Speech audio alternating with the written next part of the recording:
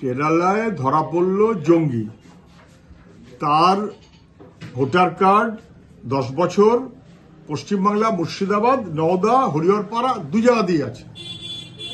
এখন শুধু ভোটার কার্ডের ব্যাপারে রাজনৈতিক দলগুলোকে সচেতন হতে হবে তা না, এই জঙ্গি কার্যকলাপ সেই ব্যাপারেই রাজনৈতিক দল, মানুষ সবাইকেই সচেতন হতে হবে।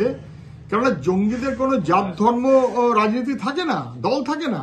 জঙ্গি জঙ্গি, এবং তাদেরকে কিভাবে তারা প্রশ্রয় পাচ্ছে, কে প্রশ্রয় দিচ্ছে, না মানুষ যদি না খেয়াল করেন তাহলে বিপদ তো মানুষেরই। এক্ষেত্রে কোনো এ ব্যাপারে সন্দেহ নেই যে পশ্চিমবাংলাতে শুধু ভোটার কার্ড জাল কেন, নওদাতেও আছে, হরিহরপাড়াতে আছে, আধার কার্ড, পাসপোর্ট, ভুয়ো এবং জাল, এই চক্রে যেভাবে পশ্চিমবাংলা নিজেকে জড়িয়ে ফেলেছে, পশ্চিমবাংলার সরকার তার কি সাফাই দেবেন আমি জানি না, কিন্তু এটা মানুষের জন্য বিপজ্জনক হচ্ছে। কি দুর্ভাগ্য আমাদের রাজ্যের, যে পশ্চিমবাংলা গোটা ভারতবর্ষ সম্ভ্রমের চোখে দেখত, দুর্ভাগ্য হচ্ছে সেই পশ্চিমবাংলা কি জঙ্গি হাব হয়ে যাচ্ছে, জঙ্গি ঘাঁটি হয়ে যাচ্ছে। জঙ্গিরা কি পশ্চিমবাংলাকে তাদের সেফ হেভেন বলে মনে করছে? এই জায়গায় যাচ্ছে কেন? আসাম এসটিএফ এসে ধরবে মুর্শিদাবাদে, জম্মু কাশ্মীরের এসটিএফ তারা এসে ধরবে ক্যানিংয়ে, দক্ষিণ চব্বিশ পরগনায়।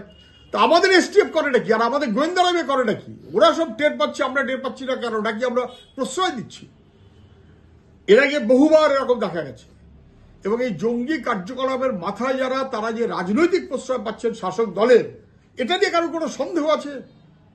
সন্দেহ আছে। নানানভাবে অভিযুক্ত, তারা সবাই প্রতিনিধি হয়ে যাচ্ছে, রাজ্যসভার মেম্বার হয়ে যাচ্ছে, সৌজন্যে মুখ্যমন্ত্রী, কে জানে না। ফলে পশ্চিমবাংলার বিপদ, মানুষের জন্য নিরাপত্তা তার বিপদ, পশ্চিমবাংলার সরকার অপদার্থতার সীমা ছাড়িয়ে যাচ্ছে।